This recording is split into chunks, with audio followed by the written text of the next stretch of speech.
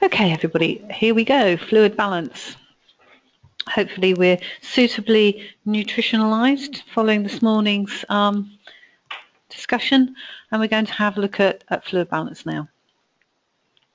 So we're going to look at the function of body fluid, what we need to know about how to balance fluid and understand why it's important for us to assess fluid balance, look at what we mean by fluid input and output. Again, we will be going over this with you and reinforcing this when we do skills in the ward, but also in your clinical practice as well.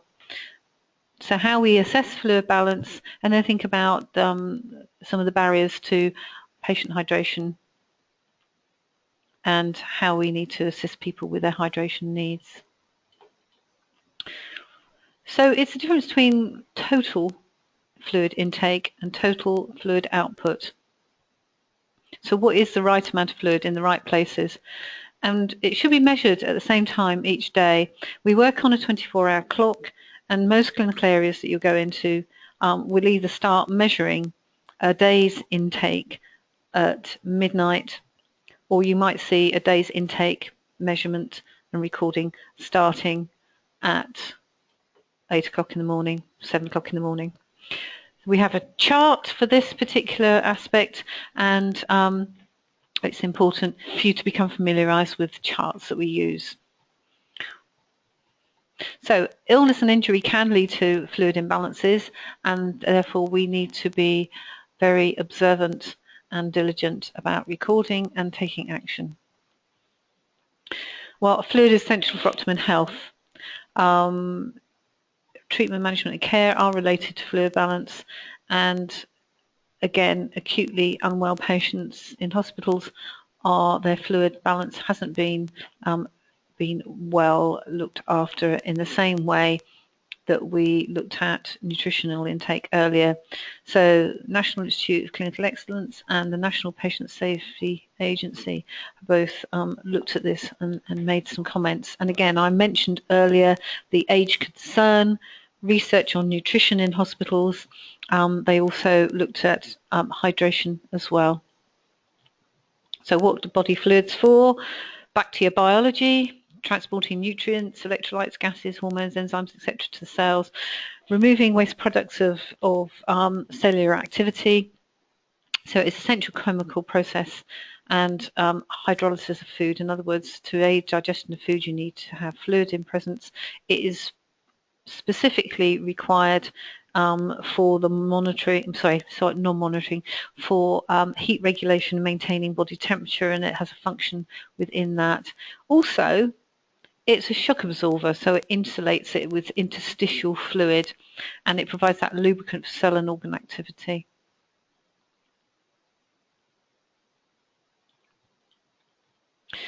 So how much is a human contain? Well, men have 40 to 60%, women, females 50 to 55%. This is where you get your shock absorber. It's within the tissues. Seeing it, younger people have higher fluid content, an older person has less fluid content. So your total body water is around age, your gender, the body type, and also, of course, your health status. So what is in body fluid? Well, most of it's water, and we have the dissolved substances we talked about before.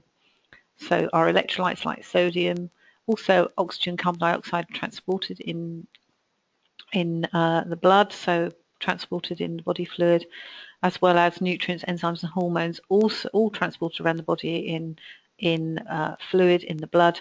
And if you have a deficit or an over increased amount of fluid, it's going to affect the body function and the utilization of these nutrients and other substances. So it's important. So what controls our fluid balance? Well, if we're thirsty, some of you might be thirsty now, and you'll have that dry feeling in your mouth or whatever. We have osmoreceptors in the hypothalamus in the brain that measures the amount of circulating fluid and the blood that goes. So the trigger is, first triggers the osmoreceptors and it stimulates somebody to drink, or it secretes antidiuretic hormone from the hypothalamus and aldosterone, which reduces the amount of urine production to conserve fluid. And essentially you'll have both those things happening at the same time. Your osmoreceptors will be making you thirsty, but you'll also have aldosterone going to sending signals to the kidneys to conserve fluid.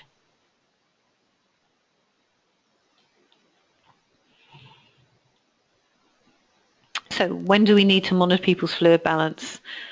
If people have intravenous infusions or subcutaneous fluid being infused, if they're on enteral feeding, being artificially fed by an intravenous infusion, or if they've got a tube going into their stomach via their nose, you may be feeding them through that tube, or you may be removing the fluid collecting in the stomach. If people have got catheters, then we want to monitor their fluid input and output. If somebody has vomiting or diarrhea, it's going to affect their fluid balance, so you would be monitoring that. If people have drains in their wounds, or there's a picture here of a chest drain draining fluid from the pleural cavity, then you would be monitoring the drainage amount. You may monitor people's fluid balance if you're adjusting medications, such as what we call diuretics, or popularly known as water tablets, will affect the renal function, and diuretics are widespread use for deteriorating cardiovascular problems such as heart failure or renal impairment, and people will take diuretics for that. Okay, and now we move on. So, input and output of a healthy person. Essentially, we get our fluid from our drinks, there's fluid in food, and also we have our cellular metabolism provides food. Provides fluid. I apologise. So what we drink, we pass in urine. We have this thing called insensible loss. Okay, insensible loss means what we excrete through the skin through sweating, and also from the lungs on expiration, we produce moisture which is excreted. The other thing is, so sweat between 1 to 2 litres, and of course as well we have feces, which is 100 to 200 mils. These are classed as insensible loss. So when you're totaling up fluid balance, you always take into account the sensible loss. And if you look at a fluid chart, then you may actually see there's a bit at the bottom for your tallying, add the insensible loss.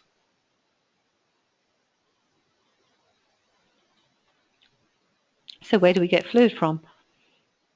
Oral intake, drinks. Okay, I won't go on a bang on about sweet fizzy drinks now, but 20% is in food. People might have intravenous infusions.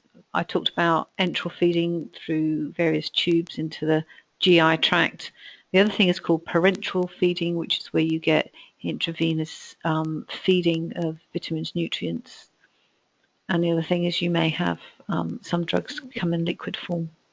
So if we're measuring things, how much is in the glass? How much is a glass of water? How do we measure it? Do we measure the amount of jugs of water we give to people? Do we measure the number of tins of Coke they might drink? Or do we measure how many cups of tea they have? Or do we measure how much is in a glass? What do you think? Let's have your comments. Any ideas?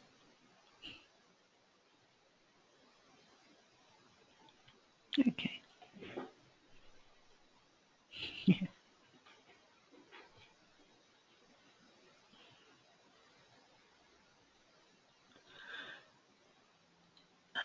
Well, it is true. We measure all of those things. How much is in a cup? How much does a cup of tea hold? How much does a cup hold of tea? What are the measurements that we might use? The right way to do it is for the cups and glasses in clinical environments come in the same, usually the standard size. So what you ideally do is you would measure how much is a cup holds, and then you would know, and you can write down what that is. So say a cup holds 150 mils, then when someone's drunk a whole cup, it's 150 mils. But if they drink less than a cup, then you've got to think about recording how much they have had to drink. Some clinical areas you'll go in will use measure fluid in weight, ounces or grams, as well as measuring urine output in weight. You might find that fluid is done in weight. The other thing is as well that you need to be really, really careful about, and really thinking is done badly, is that people don't record fluid intake and output well. Things like cups of tea are taken away and not recorded. People might, somebody earlier highlighted that relatives will bring in people food. Well, they might bring them in drinks as well, and they don't get recorded. So how can you accurately record somebody's fluid balance? Quite a tricky one, that. Sometimes people are on fluid restrictions. Usually, and I've worked on the renal ward as a bank nurse, and it's like, don't throw away anything without measuring it. But also in terms of intake, if somebody has a fluid restriction because their kidneys aren't working well, then they may choose how they want that distributed through the day. So I'll only have 50 mils of tea each time, so that I get a little bit across the day, or I might only be allowed to drink the equivalent of half a jug, so 500 mils of water in a day, and I will choose to spread that out. The other thing to think about with jugs is if you leave them standing around, then it does go stale and becomes less palatable, so you may find you're changing the jugs, but you need to be making sure it gets recorded. Fluid output. Kevin of the Gory Pictures talks about blood here, as you can see. So the tubes, drains that we talked about, wound exudate. If people are being vomiting or diarrhea, then you are likely to be measuring that. Various tubes, stomas, so if people got colostomy bags, again drainage, and we talk about catheter urine specimens and all that. And also if people are using urinals or bedpans, then you're going to be measuring all of that and recording. So let's talk about hypovolemia, low blood volume. Our picture just now showed somebody with a large hemorrhage. So if you lose 5% of your body weight of fluid, then it'll make you thirsty. 8% makes you unwell, and then 10% potential death. Actually, that's not very high figures, is it? So you might decrease your fluid intake, but you may be increasing your fluid loss. And hypovolemia is often due to hemorrhage, as we've just seen, but also in heart failure. Fluid is not in the circulatory system. It oozes into the tissues, interstitial fluid, and it means that vital nutrients don't get circulated to the organs. Causes: vomiting, diarrhea, gastrointestinal problems. Profuse sweating and fever, very high temperatures and sweating can cause profuse fluid loss. Talked about hemorrhage. We talked about diuretics earlier. And polyuria means a disease where the kidneys are letting more fluid out than they should do, so they're not working in harmony for the biofeedback systems around fluid balance within the body. DKA is diabetic ketoacidosis. You get large fluid loss there. If people aren't drinking properly, decreased intake causes hypovolemia. So this could happen again with our people we were talking about this morning who weren't able to eat, so mental illnesses or mental capacity impairment or learning disabilities, again, not taking enough fluid. If people are confused or or forgetful because they've got some kind of cognitive impairment, then they're not likely going to be drinking. But it also causes confusion and also can cause loss of consciousness as people become hypervolemically depleted. So we need to monitor. We need to be looking out for things. So hypovolemia, fluid balance, what are the symptoms? Thirsty, of course, the dry mouth to encourage that drinking. You can start to become nauseous and feeling dizzy and faint because the fluid is not being circulated to the vital organs, keeping the maintenance of what's required systemically. How do we tell small amounts of urine? Okay, 0.5 milligrams per kilogram per hour. So if you weighed 70 kilograms, you would expect to be 0.5 mils excreted for your 70 kilograms per hour. It's a rule of thumb. You will notice the skin. It talks about turgor. When you pinch your skin, it returns elasticity, it returns it to form almost instantly. But if you pinch the skin of somebody who's dehydrated, that pinch often stays elevated and doesn't return as rapidly. Sunken eyes, tachypnea, fast breathing, tachycardia, fast heart rate, hypotension, low blood pressure, the confusion and agitation, and our fluctuating level of consciousness, things to look out for. Hypervolemia, high blood volume. Okay, so it's increased intake, decreased loss. I've already talked about this a little bit, and I talked about congestive cardiac failure and renal failure. So the function of the circulatory system and the renal system isn't managing that equilibrium of balance. Liver cirrhosis. In cirrhosis of the liver, you get hard, fatty changes in the tissue, and therefore the blood perfusion through the liver is obstructed, and therefore you get backflow and all sorts of things going on. The other thing that can cause hypervolemia is if you infuse intravenous fluids too rapidly or too much that the renal system, cardiovascular system can't cope with it. This is particularly important when you have somebody who's unwell, who has heart failure or some degree of renal failure. You need to be very careful and monitor their intake and output and look at the medication that's being given and the effectiveness of the medication. So you get fluid imbalance. The dyspnea, breathlessness and cough are caused by the overflow and the overwhelming focus of the fluid circulating in the lungs through the small capillary network, ooze out into the tissue spaces, interstitial fluid, and causes breathlessness.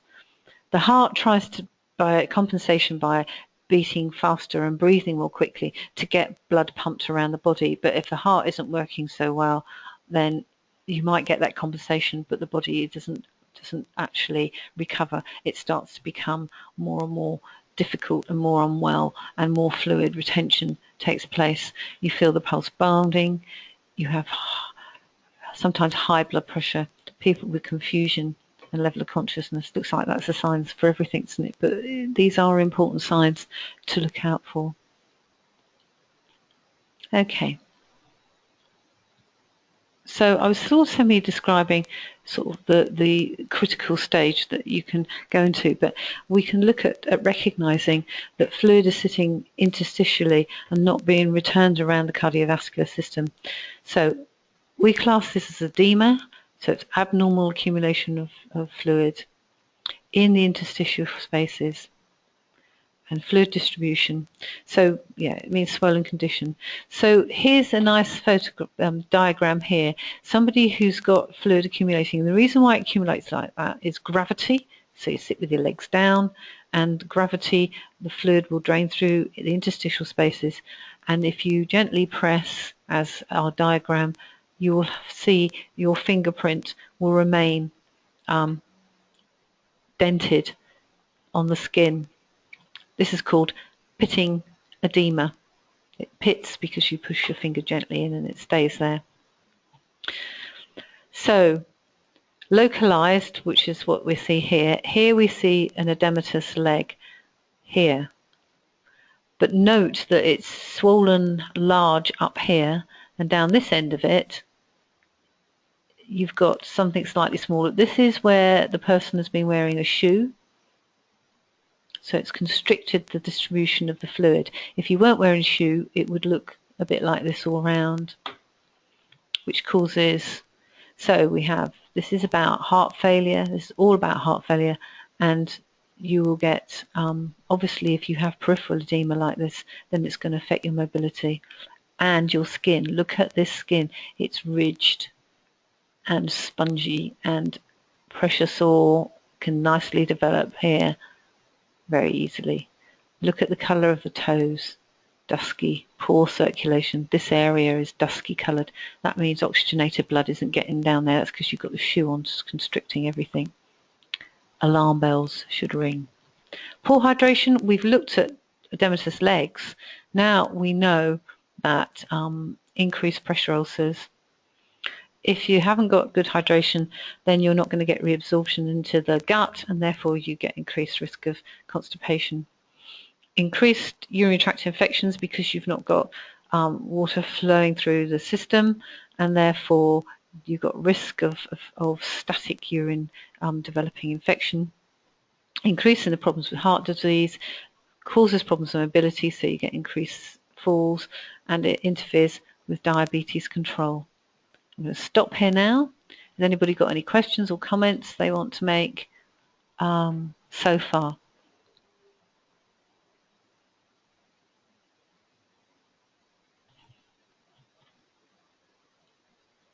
You're all being very quiet, munching your dinner, or you're having a drink to keep your hydration up.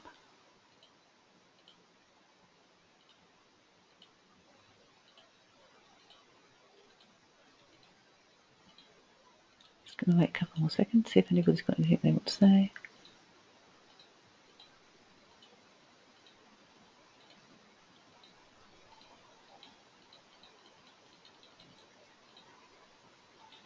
Okay.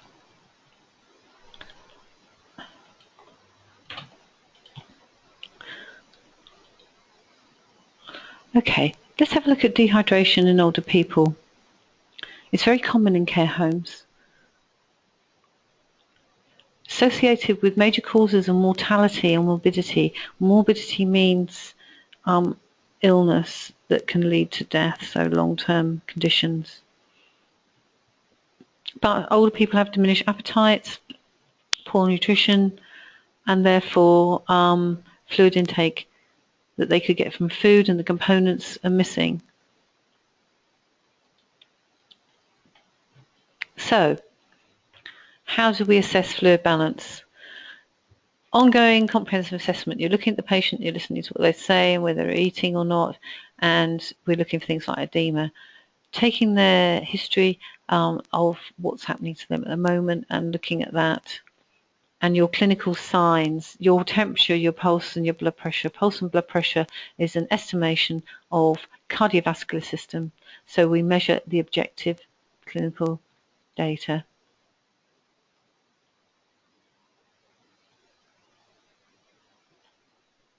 Okay.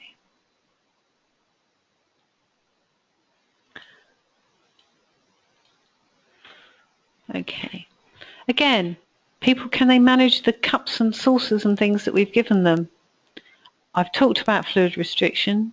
How mobile can they get to the sink in their own home? You know, can they get to the drinks? You'll find when you go out with community nurses, quite a few of them will be doing assessments around hydration and also nutrition, as we spoke about earlier, and they will be you know, thinking about ensuring people who may have limited mobility have got access to drinks. Medications we've talked about there, and you're looking at your mental status as an assessment for many things, but also can point to problems with drinking. Visual assessment. Looking at mucous membranes inside the mouth. Are they dry? Are they coated? Are they cracked? Is the tongue small or is it healthy size? We talked about sunken eyes earlier, and your jugular vein will become engorged if the cardiovascular system's not working properly, so that's a good way of looking at it. So we've got capillary refill time. So capillary refill time, how would you measure a capillary refill time?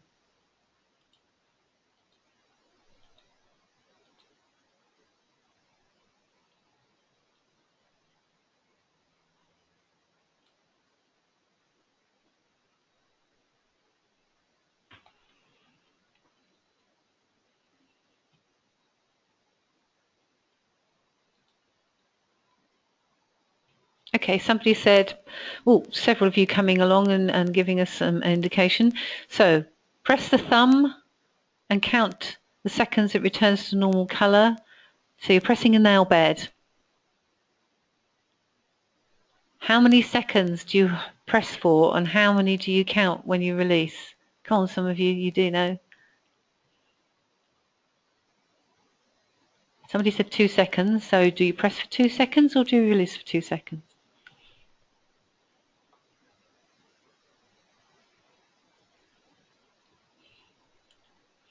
How about pressing for 1 and releasing for 2? Yeah. Count to 2 and see.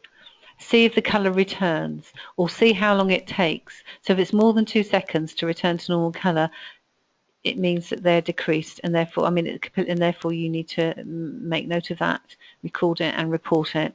Skin turgor, I talked about earlier about the skin not being elasticity, and what's the skin like to touch? Can you see edema? Can you feel edema? You can have edematous legs, but like we looked at in our picture, but the edema can creep right up the thighs to the lower spine, especially if people are sitting a lot. Right, some of you have got the capillary refill time. Press for 1, release for 2, should be 2. Some people talk about 10 seconds and count how long it takes to colour. So, yeah, be sure you know what it is. Press for 1, release for 2. So, just going to have a look and see if there's anything else. Somebody said is a recommended daily amount of fluid 6 to 8 litres. That's possibly true, but it really dependent on the condition. It may be more if somebody's unwell. For example, if somebody's got high temperature, then you're going to be losing a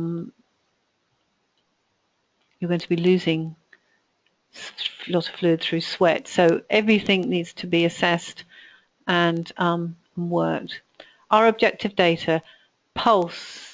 Is it strong and bounding, good pulse, or is it weak and thready? Might be a sign that there's peripheral shutdown because there's not enough circulating. Are they hypotensive or hypertensive, low or high blood pressure? What does the urine look like? Is it pale, diluted, or dark and concentrated? Are they passing less than 0.5 per kilograms per hour? Is it dilute or concentrated? The best clinical way of ensuring accurate recording of fluid balance is to weigh somebody the same time every day with roughly the same amount of clothing on. That way you won't necessarily have missed the, oh gosh, I forgot to empty the bedpan but forgot to record it, or oh, I don't know, maybe they had a cup of tea and I don't know, kind of conversations. Of course, keeping fluid balance record, if somebody's compos mentis, there's no reason they could do it themselves. Like you or I, for example, I would say, here, do you want to keep your record? That will be absolutely fine. So again, you do an assessment as to and participation. But the single best way of doing it is to weigh people daily, and you will see people being weighed daily. People who have cardiac conditions or renal problems will be weighed every day, and it will actually give you that accuracy. But fluid balance charts, you have hourly volumes, and you can measure and total things as required.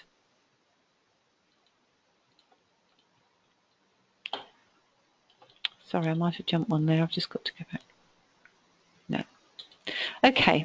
What's the barriers to good hydration? Well, access to drink when desired. I already mentioned that, didn't I? And I talked about poor mobility and dexterity as well.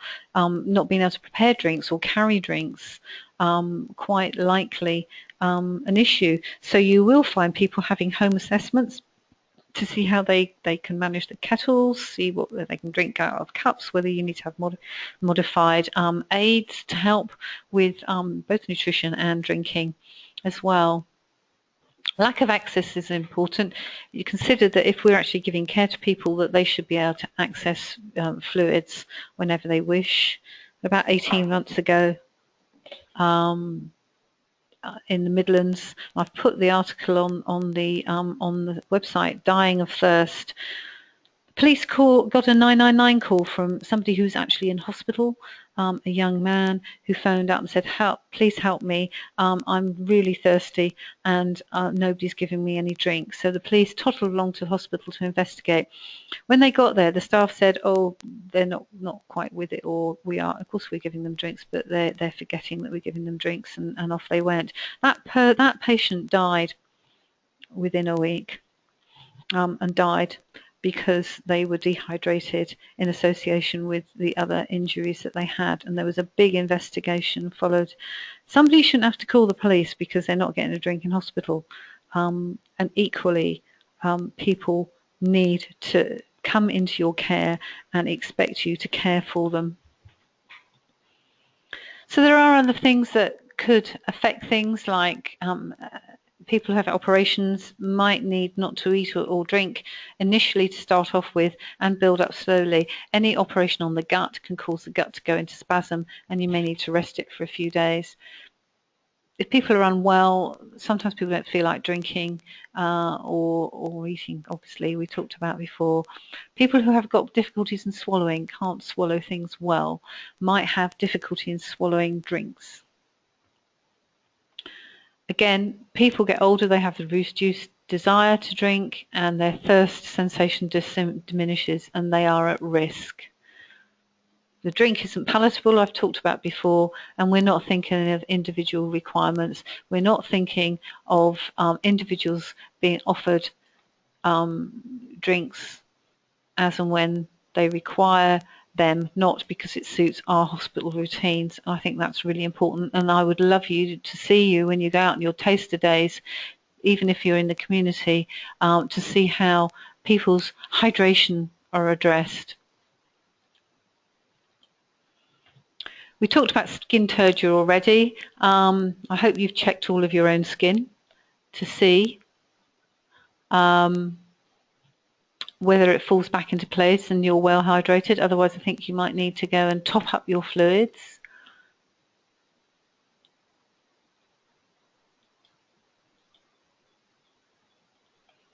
And I've talked a little bit about hospital, and as I said, Age Concern found that 33 patients a day are dying in British hospitals. So this was 2 years ago. I'm afraid Kevin's not put the date on it, and I apologise.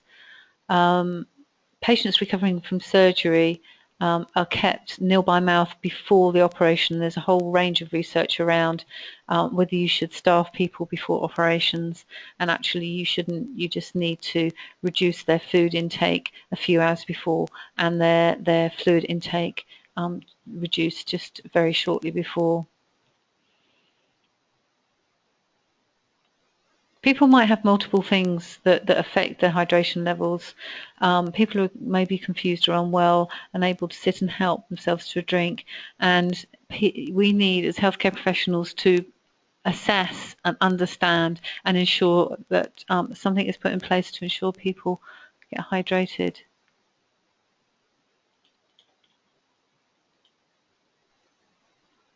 So I'm going to ask you to see what hydration assessments you see when you're in your taster days. So how can we assess people? Part of it is explain to them how important it is. Hospitals generally are warmer environments as well, but also in people's care homes or people's own homes. Again, you need to do some assessments around their hydration needs. Fluids need to be available and accessible. making sure they're in reach and they've got suitable drinking vessels to drink out of. Occupational therapy referrals take place for supportive aids, and think about small and often and fresh drinks as well. Think about oral hygiene. If people have got really sore mouths, then they're not necessarily going to want to drink. People with oral thrush, it burns to drink water. So how are you going to encourage them to drink? So you need to think of little and often, or the ice cube, small ice cubes, or even frozen grapes are another, easy to put in the mouth and suck. So think about all the possibilities that are available. Again, ensuring the patient understands, but also families and carers, and explain to them, because they can encourage and help people to drink.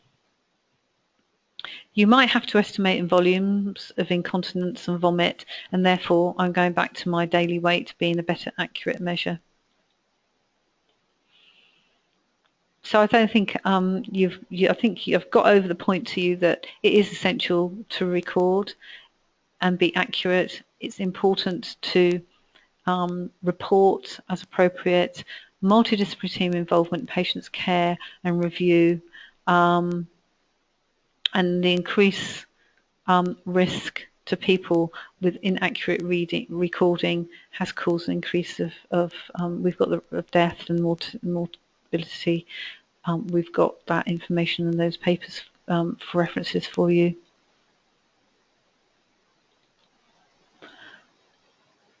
Recommendation fluid intake for adults is your 6 to 8 pints, but you have to also take into consideration their health status and whether there's a need to increase fluid intake, or that they need to have reduced fluid intake so as not to overload their heart, and that's fine. So you need to look at that, and you need to think about your assessments. Any last questions for you while I summarise? We're almost come to an end of this.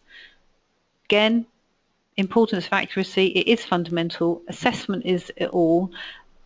And ensuring your explanation and understanding for patients to understand why it's important for them to drink, and especially as that, you know, a lot of people that you will come across and come into contact with are the elderly, and also issues of cognitive impairment, and also mental capacity as well. And all those things need to be factored into the plan that you devise for their care, and also the care that you implement.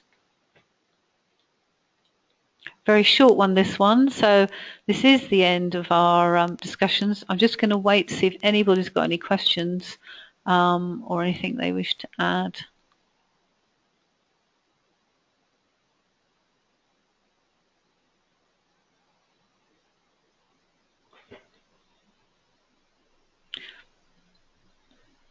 Somebody's asked if cup of tea is an effective way of rehydration because doesn't it act as diuretic?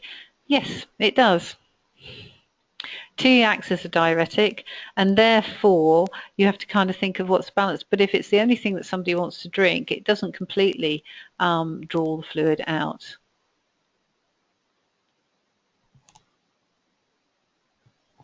Somebody's asking why dehydration affects the heart. The cardiac system, your whole body depends on the cardiac system, and it isn't so much about the dehydration associated with cardiac problems are, as you get older, or certain conditions cause what we call pump failure. So your heart, as it ages, as you get older, doesn't pump so effectively well. And what happens is you get stasis of blood. It doesn't go around the body so long, so fast and so well, and therefore it sits around in the extremities and the small capillaries, and fluid will naturally ooze out into capillaries, and unfortunately into the interstitial, and therefore it's still not got good circulating volume, and the vital organs don't get what they need, and therefore the initial response is to increase the heart rate, to increase that, to pump harder, to get fluid from around and back to the heart. But as it starts to do that, it causes the heart to overwork and get into difficulty, and so you get this vicious circus. Heart failure is a vicious circle, not circus, I apologise, that develops over years, and small things can tip the balance. Where will the PowerPoints be on Moodle? They are already on Moodle in the PowerPoint section, and I will finish up by putting the rest, the webinars, into the webinar section.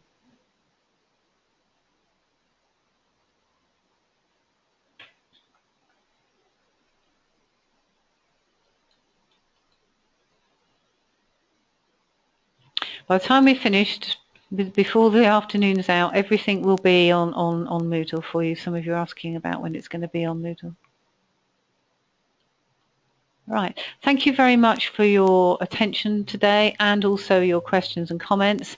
It's been interesting going over these presentations for you, and hopefully enhancing your learning. I am stopping